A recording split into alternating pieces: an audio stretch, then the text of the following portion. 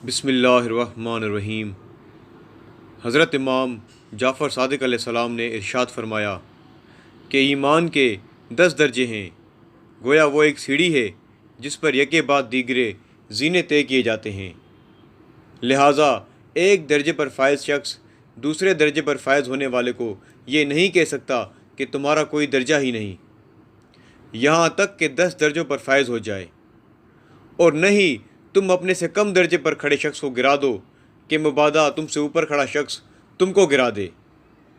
پس اگر تم کسی کو دیکھو جو تم سے نچلے درجے پر کھڑا ہے تو نرمی کے ساتھ اسے اوپر لے آؤ، اور اسے ناقابل برداشت عمل کرنے کو مت کہنا، کیونکہ وہ ٹوٹ جائے گا، اور جو شخص کسی مومن کو توڑ دے تو اسے اس کے نقصان کی تلافی کرنی پڑے گی۔